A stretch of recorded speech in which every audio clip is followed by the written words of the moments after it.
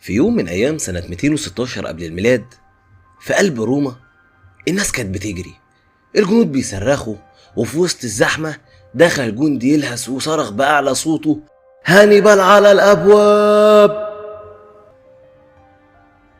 الراجل اللي من سنين جاي من قرطاج شاف إن روما لازم تقع، ما استناش الغزو يجيله، لأ، جاب الغزو لروما بنفسه. بس مين هو الراجل ده؟ مين اللي الرومان كانوا يخافوا يناموا من اسمه؟ مين اللي جر وراه فيلة في عز التلج ومشى جيش وسط جبال القلب وما اكتفاش بانتصار واحد، ده قعد سنين يراقب روما في عقر دارها؟ اسمه هانيبال برقة، قائد قرطاجي. ما كانش بيدور على مجد، كان بيدور على انتقام.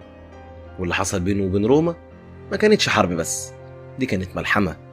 بس قبل ما نروح للأبواب لازم نرجع للبداية، لليلة اتولد فيها الطار. قبل السيوف، قبل الدم، قبل ما اسم هانيبال يبقى كابوس، قرطاج وروما كانوا خصمين، مش في السلاح لكن في التجارة. قرطاج كانت مملكة بحرية عظيمة موجودة في شمال إفريقيا في تونس حاليا، وكانت سيدة البحر المتوسط الغربي. تجارتها بتوصل من أسبانيا لحد سواحل فرنسا، وأسطولها بيملى البحر. وفي المقابل روما كانت لسه بتكبر، دولة ناشئة في وسط إيطاليا، بس طموحها ما كانش ليه سقف. أول مشكلة بدأت في جزيرة صقلية اللي كانت في نص بين الاتنين. قرطاج كانت بتعتبرها منطقتها، لكن روما حبت تدخل وقالوا ليه ما نحطش رجلنا هناك. وهنا بدأ أول صدام، الحرب البونية الأولى في سنة 264 قبل الميلاد.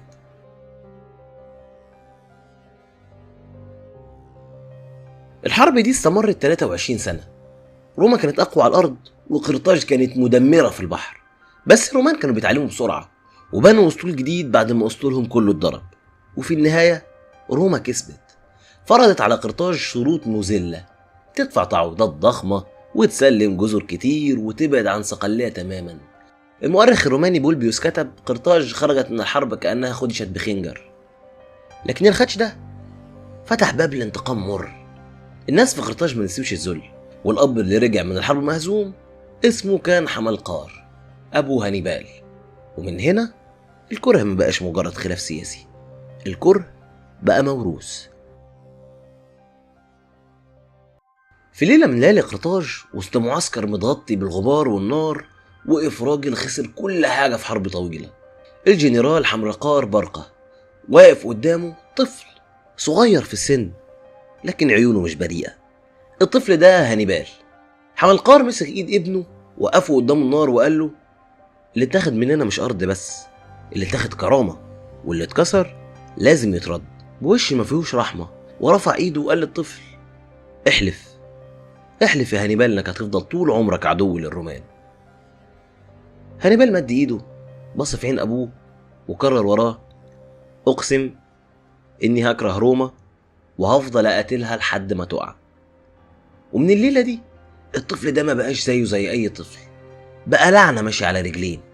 المؤرخ ليفي كتب بعدها: كل افعاله بعد ذلك كانت امتدادا لقسمه لا لخطط سياسية.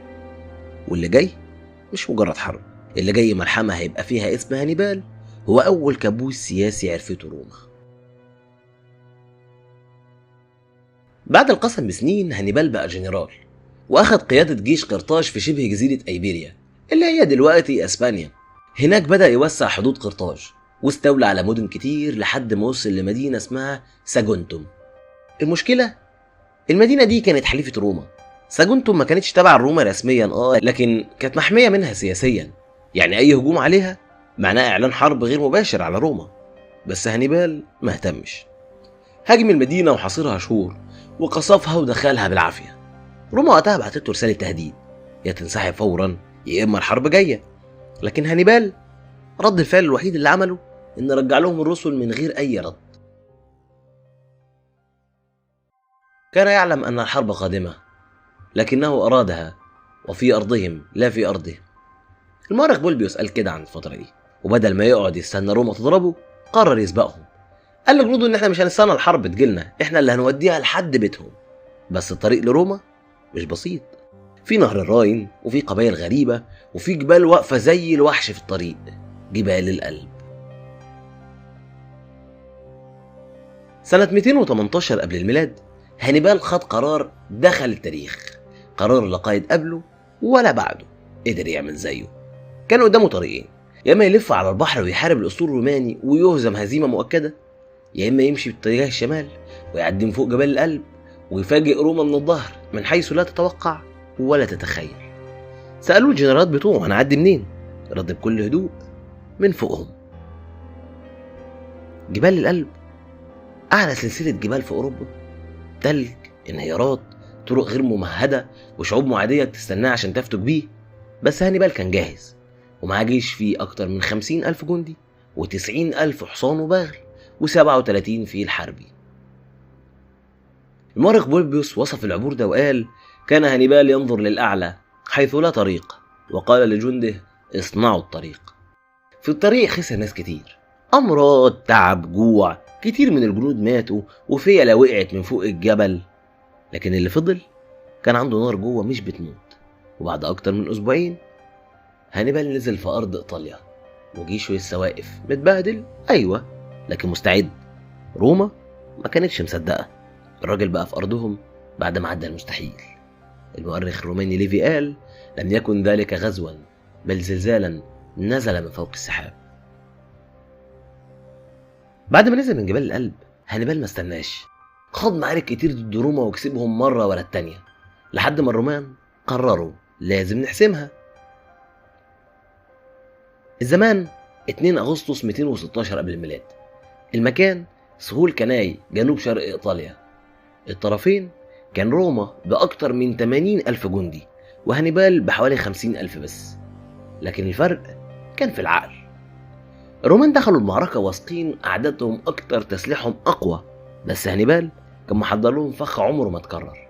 نشر جيشه على شكل قوس، حط المشاة ضعاف قدام والفرسان على الجانبين.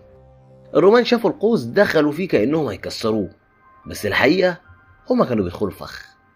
أول ما الجيش الروماني دخل قلب جيش هانيبال، الفرسان بتوع قرطاج لفوا من الجانبين وطوقوهم من اليمين والشمال، وفي نفس الوقت الصفوف اللي قدام اتراجعت باستراتيجية مقصودة عشان يدوهم أمل كاذب إنهم بيكسبوا. وفي ساعات قليلة الجيش الروماني اتحاصر بالكامل، مفيش مخرج ولا انسحاب ولا أمل. المؤرخ ليفي وصف المعركة وقال: كانوا كأنهم في مقبرة وهم على قيد الحياة والسيوف ترسم لهم النهاية على الأرض. في يوم واحد أكتر من 50,000 جندي روماني ماتوا، أكتر هزيمة دموية في تاريخ روما. كناي ما كانتش بس انتصار، دي كانت رسالة، لكن الرسالة دي ما وصلتش كاملة لأن هانيبال ما دخلش روما بعدها.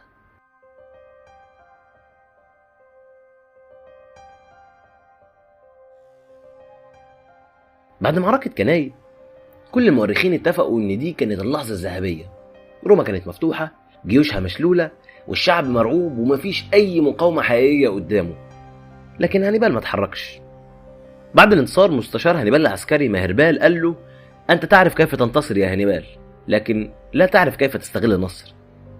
طيب هو ليه هانيبال ما دخلش روما؟ المؤرخين اختلفوا ما بين اسباب كتير. سبب سياسي، قال لك ان مجلس الشيوخ في قرطاج ما بعتلوش امدادات كافيه، كانوا مترددين خايفين من طموحه الشخصي، حاجات زي كده. السبب العسكري، هانيبال كان عارف ان روما رغم ضعفها لسه قادره تتحصن جوه جدرانها، والحرب في مدينه مش زي الحرب في سهل. اما بقى السبب الاستراتيجي، هو ما كانش عايز يدمر روما، هو كان عايز يرقعها سياسيا ويخليها تتفاوض مش ينهيها تماما. لكن اللي حصل ان الفرصه ضاعت. وكتب بولبيوس: تردد هانيبال كان أعظم خطأ في مسيرته، فروما لا تسامح من يتركها تتنفس بعد الضربة. ومن بعد اللحظة دي روما بدأت تعيد بناء نفسها شوية شوية، ببطء بس بثبات، وابتدت تجهز الرد. بعد موقعة كناي اللي دمرت جيش روما، هانيبال ما دخلش العاصمة، لكن ما رجعش كمان. قعد في إيطاليا 15 سنة كاملة، مش سايبها، مش غزيها، لكن محاصرها. كل سنة يكسب معارك صغيرة، يضم مدن، يخلي حلفاء روما ينقلبوا عليها، لكن ما قدرش ابدا يخلصها. السبب كان ان قرطاج مش بعتله امدادات كافيه، ولا فلوس ولا تعزيزات. هانيبال كان لوحده، والرومان كانوا بيكسبوا وقت. هانيبال انتصر على الميدان، لكنه خسر في السياسه، وروما بدل ما تواجهه قررت تتجاهله، سابته في ايطاليا وهاجمت بلده. والزمن كان بيعدي وجنود هانيبال بيقلوا ومعنوياتهم بتتراجع، واللي كان نصر مؤكد بقى حمل تقيل ملوش نهاية. وفي لحظة جات له رسالة: ارجع يا هانيبال، بلدك بتتحرق. في الوقت اللي هانيبال كان قاعد فيه في إيطاليا بيستنى قرار من قرطاج، كانت روما بتجهز له المفاجأة. شاب صغير طالع من قلب الهزيمة اسمه سكيبيو أفريكانوس، شاف بعينه الدم في كاناي وقرر يرد على هانيبال بنفس الأسلوب.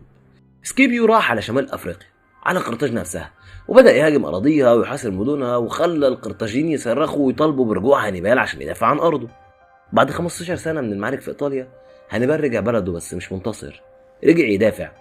المواجهة كانت في سنة 202 قبل الميلاد في مكان اسمه زاما قرب قرطاج. هانيبال اللي كان دايما بيخدع خصومه لقى نفسه قدام خصم اتعلم منه. سكيبيو استخدم نفس خطة الالتفاف اللي عملها هانيبال في كناي، بس المرة دي هانيبال هو اللي اتحاصر.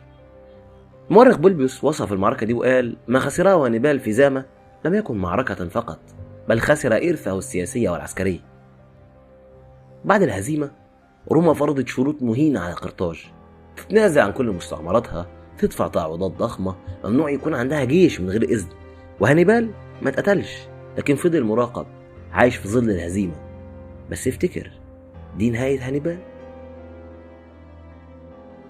بعد الهزيمة في زاما، هانيبال انسحب من الحياة العسكرية وبقى مستشار سياسي في قرطاج، بس كان تحت رقابة شديدة من روما. حاول يصلح اقتصاد الدولة، ينظف الفساد، يرجع قرطاج تقف على رجلها من غير الحرب. بس الرومان ما صدقوش، ما قدروش ينسوا اللي عملوا فيهم، فبدأوا يضغطوا ويطلبوا بطرده. وفي يوم هرب من بلده، لف في ممالك كتير: سوريا، أرمينيا، بيثينيا، وكان دايما متراقب. وفي سنة 183 قبل الميلاد، روما عرفت مكانه أخيرا في بلدة صغيرة على بحر مرمرة في تركيا حاليا، وحاصروه. وملك بيثينيا قال له: ما اقدرش اساعدك، الرومان طالبين تسليمك. هانيبال بص في المراية وقال آخر جملة في قصته: دعونا نخلص الرومان من قلقهم المستمر، إنهم غير قادرين على أن يتحملوا وجود رجل عجوز مثلي. وشرب السم ومات زي ما عاش، حر مخيف ومش متساءل قواعد غيره. يا ترى لو هانيبال دخل روما بعد كناي، كان شكل التاريخ هيبقى عامل ازاي؟ كان معكم أدهم أمين، ودي حدوتة قبل النوم. تصبحوا على خير.